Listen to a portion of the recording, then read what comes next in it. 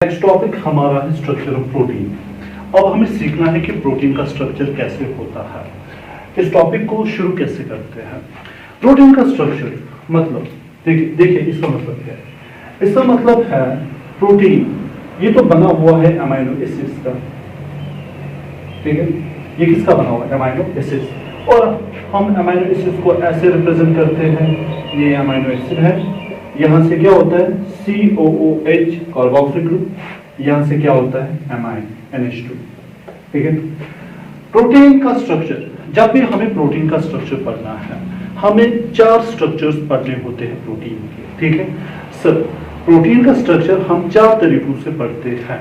पहला उसको हम कहते हैं, पहले को हम कहते हैं प्राइमरी स्ट्रक्चर। पहला क्या होता है बेटा? सर पहला जो होता है उसे हम प्राइमरी स्ट्रक्चर कहते हैं। अच्छा, दूसरे को हम कहते हैं secondary structure.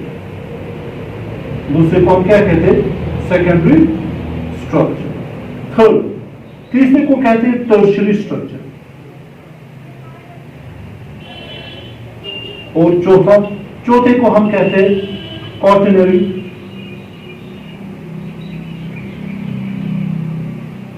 Structure.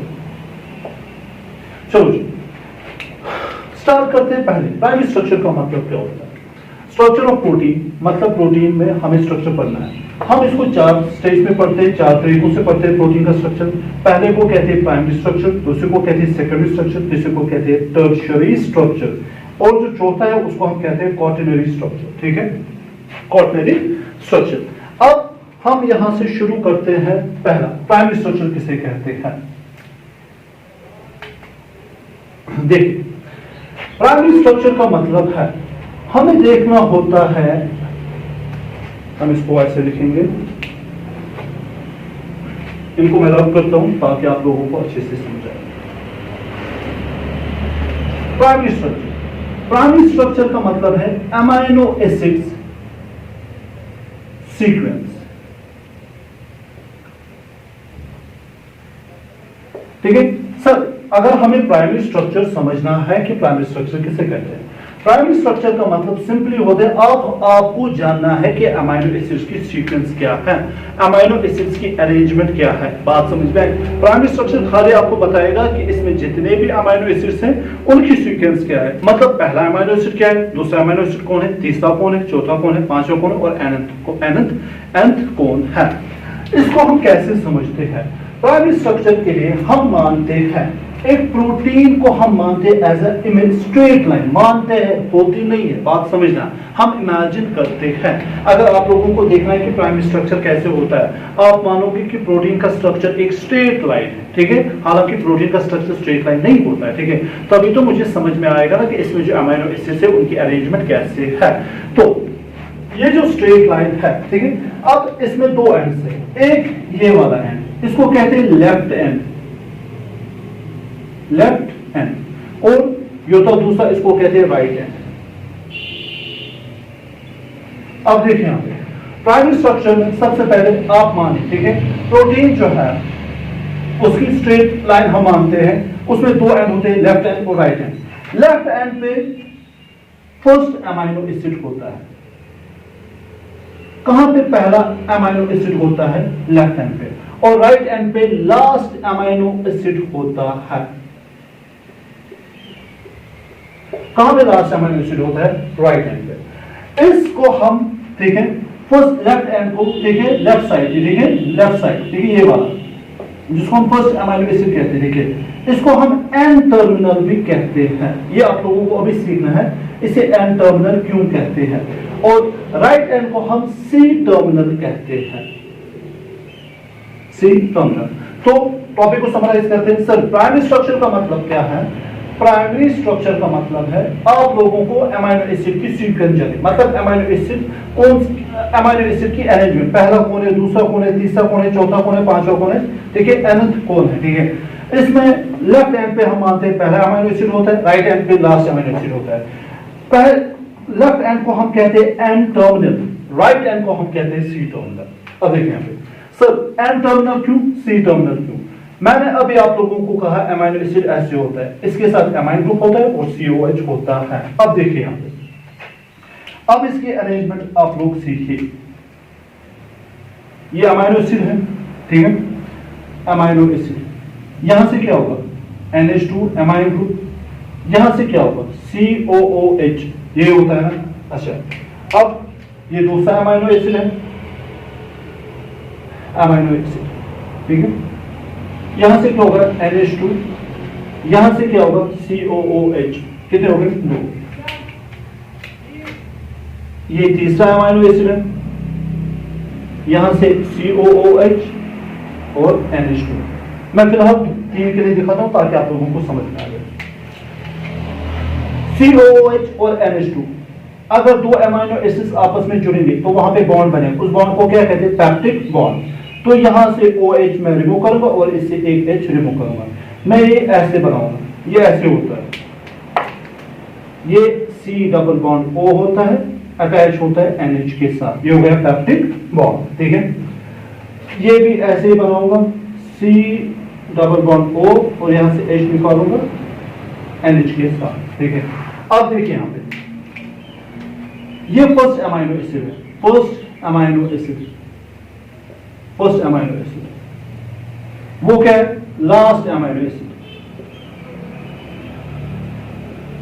Last amino acid. अब देखिए यहां फर्स्ट अमीनो एसिड, उसका N क्या है, उसने किसी के साथ बॉन्ड बनाया ना, इसलिए हम कहते हैं इसको N टर्मिनल, मतलब इसमें जो अमाइन ग्रुप है, नाइट्रोजन वाला ग्रुप है भाई, वो फ्री है, इसलिए इसको कहते हैं N टर्मिनल।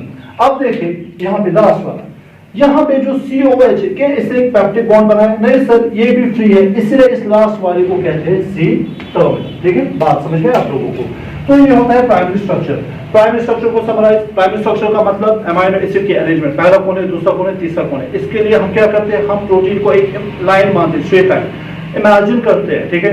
उसके 2 एंड होते हैं, लेफ्ट वाले को वहां पे first amino acid, right end पे last amino acid, end first left end को जहां पे फर्स्ट अमीनो एसिड होता है उसको हम कहते हैं एन टर्मिनल, उसका क्योंकि उसका अमाइन ग्रुप फ्री होता है, ठीक है। लास्ट राइट वाले एंड पे उसको हम कहते हैं सी टर्मिनल, क्यों, क्योंकि उसमें कार्बोक्सिल ग्रुप वाला फ्री होता है, और बाकी C double bond O N H, ये पैप्टिक बॉन्ड होता है। तो हो गया आप लोगों का प्राइमरी स्ट्रक्चर। अब देखिए सेकेंडरी स्ट्रक्चर, ठीक है। देखिए स्ट्रक्चर, अब हमारा जो टॉपिक है सेकेंडरी स्ट्रक्चर।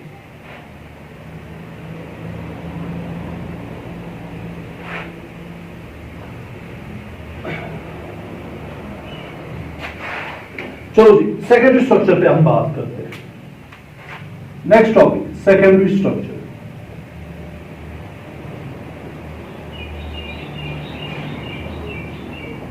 अब किस पे हमें बात करनी, सेकेंडरी स्ट्रक्चर। देखिए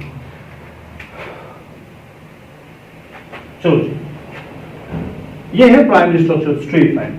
अब ये स्ट्रेट लाइन मैंने यहां पे आप लोगों को दिखाई, देखिए यहां पे आप लोगों ने पढ़ा होगा इलेक्ट्रोनेगेटिव ONH, ऐसे समझिए, आप लोगों को ऐसे समझ में आएगा। आप लोग इस स्ट्रक्चर को जरा गौर से देखिए, यहां पे कॉन्सेंट्रेट कीजिए, यहां पे मैं हार्ट बना रहा हूं, मतलब यहां पे कॉन्सेंट्रेट करना है, तभी आप लोगों को सेकेंडरी स्ट्रक्चर समझ में आएगा। हाइड्रोजन किसके साथ अटैच है, N के साथ। N इलेक्ट्रोनेगेटिव है, इलेक्ट्रोनेगेटिव एलिमेंट। इलेक्ट्रोनेगेटिव एलिमेंट उसे कहते हैं जिसको इलेक्ट्रॉन की ओर ज्यादा एफिनिटी होती है। ये बात आप केमिस्ट्री वाले आप लोगों को मुझसे बेहतर समझाएंगे, ठीक है। लेकिन मुझे यहाँ पे एक बॉन्ड समझाना है, ठीक है, जिसकी वजह से इस पे चार्ज चढ़ता है डेल्टा नेगेटिव, इस पे चार्ज चढ़ता है डेल्टा पॉजिटिव। मतलब हाइड्रोजन की जो इलेक्ट्रॉन होते हैं, ठीक है। अब देखो वो तो आप लोगों को बात केमिस्ट्री वाले समझाएंगे, मैं यहाँ पे उतने डिटेल में नहीं जाऊंगा। ये जो हाइड्रोजन है इसकी नेबरिंग में ऑक्सीजन है, ऑक्सीजन पे इलेक्ट्रोनेगेटिव है, ऑक्सीजन भी क्या है, इलेक्ट्रोनेगेटिव एलिमेंट।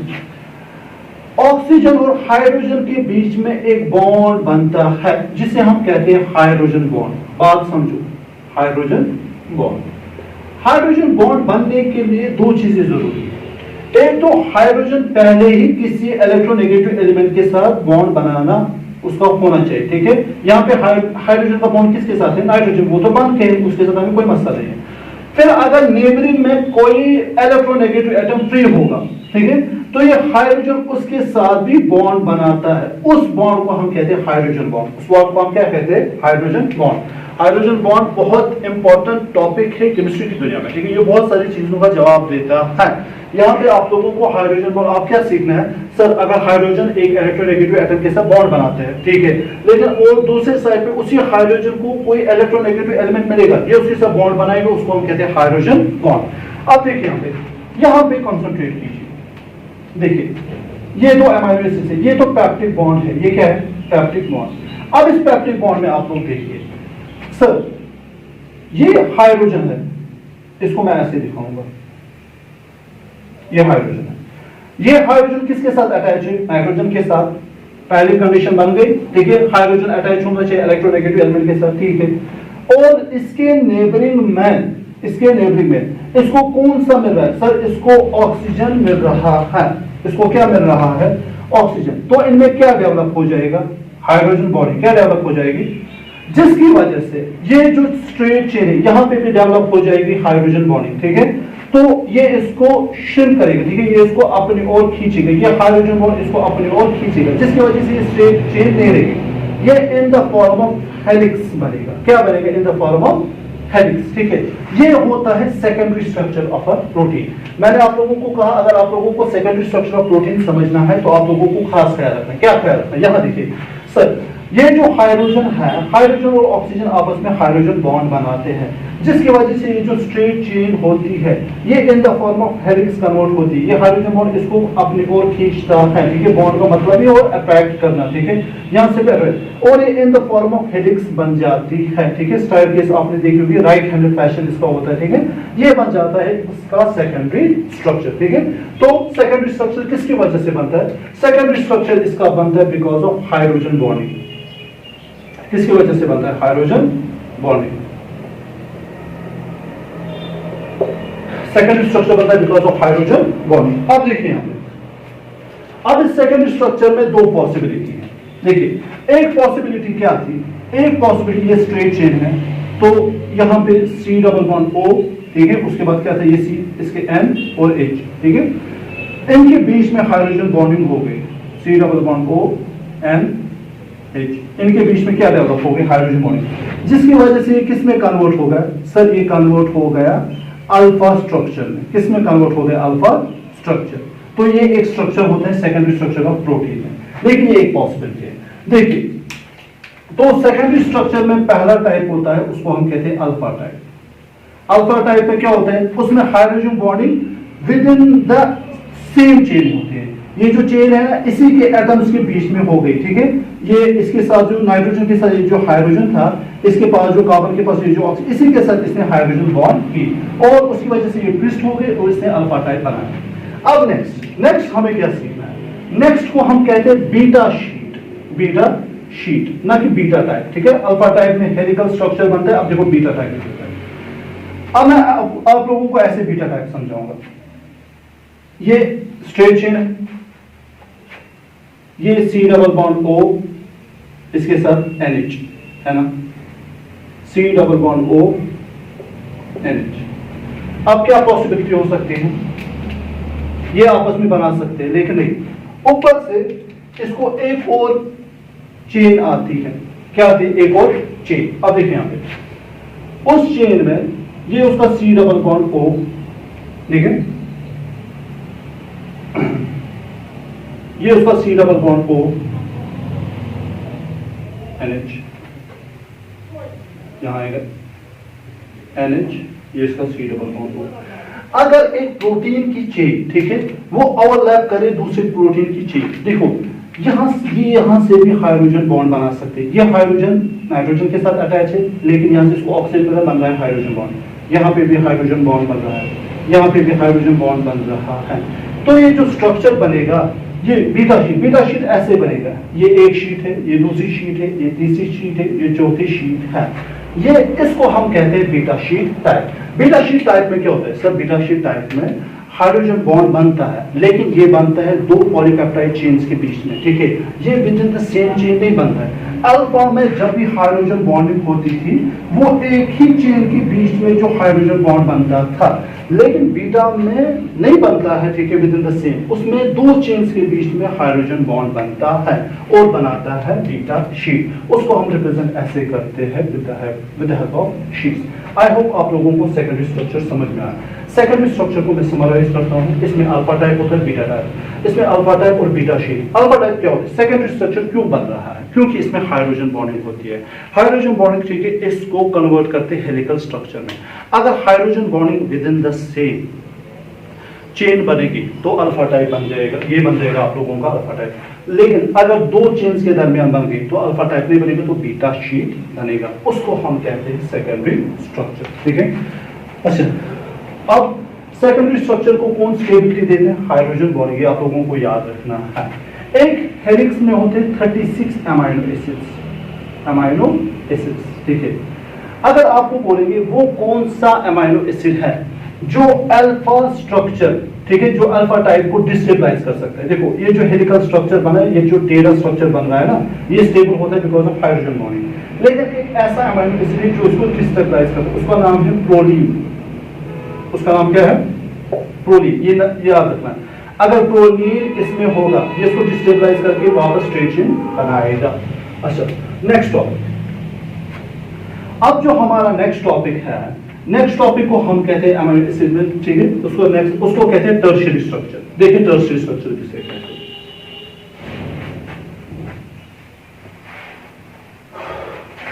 देखिए अब ये जो प्रोटीन है ये अल्फा टाइप है, ये क्या है? ये बीटा टाइप है, बीटा शीट्स हैं, और ये अल्फा टाइप।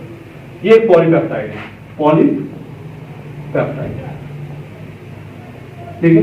ये कौन सा स्ट्रक्चर? ये सेकेंडरी स्ट्रक्चर है, अल्फा बीटा अल्फा, ठीक है। ये सब ये पॉलीपेप्टाइड, एक पॉलीपेप्टाइड है।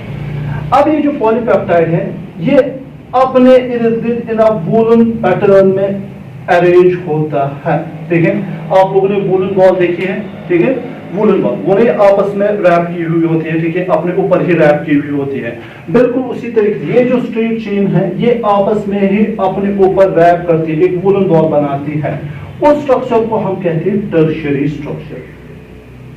टर्शियरी स्ट्रक्चर, टर्शियरी स्ट्रक्चर का सिंपली मतलब होता है एक वूलन बॉल आपस अपने ही, ठीक है, ये जो अल्फा, ये जो पॉलीपेप्टाइड होता है ये अपने ही ऊपर क्या करता है? रैप करता है और टर्शियरी स्ट्रक्चर बनाता है। ये बायोलॉजिकली इंपॉर्टेंट होता है, बायोलॉजिकली इंपॉर्टेंट क्यों? क्योंकि प्रोटीन के जितने भी फंक्शन है वो इस पे दारोमदार होते हैं। बायोलॉजिकली इंपॉर्टेंट स्ट्रक्चर ही होता है। अब देखिए चौथा स्ट्रक्चर। चौथे स्ट्रक्चर को हम कहते हैं क्वाटरनरी स्ट्रक्चर। क्वाटरनरी स्ट्रक्चर ये बड़ा सिंपल है। देखिए कुछ प्रोटीन, बात समझो, प्रोटीन, अब हमें सीखना है कुछ प्रोटीन। सर कुछ प्रोटीन एक पॉलीपेप्टाइड चेन के बने होते हैं, वन पॉलीपेप्टाइड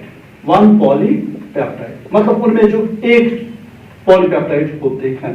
लेकिन कुछ प्रोटीन वो, ठीक है, मोर देन 2 पॉलीपेप्टाइड के बने होते हैं, मोर देन 2 पॉलीपेप्टाइड। देखो ये जो मैंने बनाया ना, ये सारा ये एक पॉलीपेप्टाइड है, ठीक है। लेकिन कुछ ऐसे प्रोटीन हमारे पास होते हैं वो एक से ज्यादा पॉलीपेप्टाइड के बने हुए होते हैं। उनको, ठीक है, उन प्रोटीन्स के लिए हम इस्तेमाल करते हैं क्वाटरनरी स्ट्रक्चर। बात समझ में आई, ठीक है। जैसे आप लोगों का हीमोग्लोबिन, ठीक है, आप लोगों का हीमोग्लोबिन ये भी, ठीक है, एक से ज्यादा पॉलीपेप्टाइड का बना हुआ होता है। सर कुछ प्रोटीन मोर देन 1 पॉलीपेप्टाइड के बने हुए होते हैं, ठीक है। उनमें जो स्ट्रक्चर हम देखते हैं उसको कहते हैं क्वाटरनरी स्ट्रक्चर, ठीक है। बात समझ आए। ये जो पॉलीपेप्टाइड है इसको हम वहां पे सब यूनिट भी कहते हैं।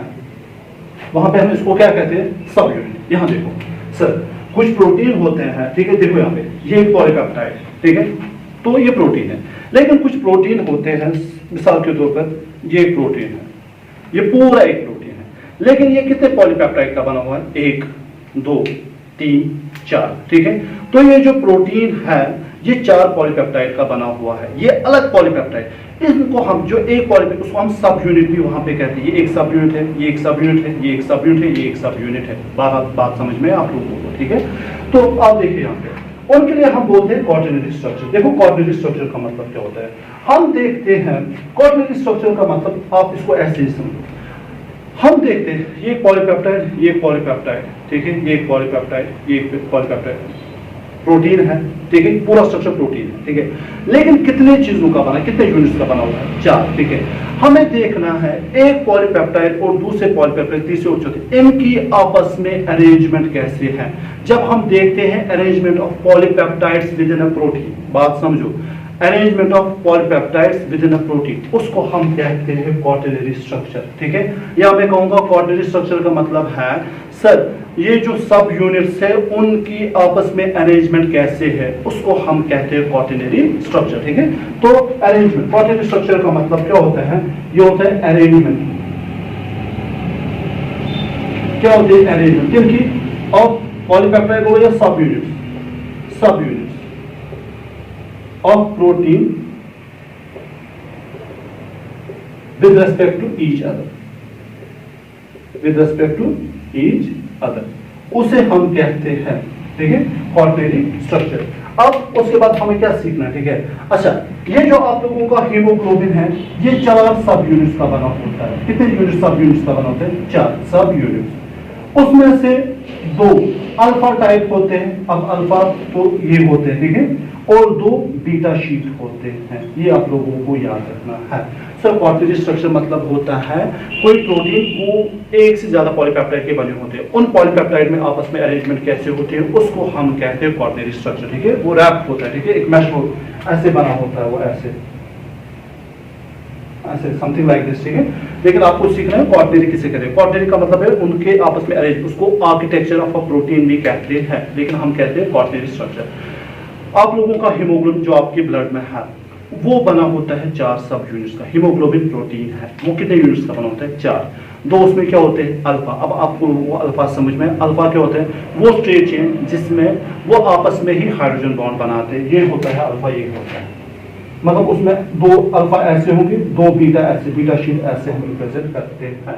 It was about the structure of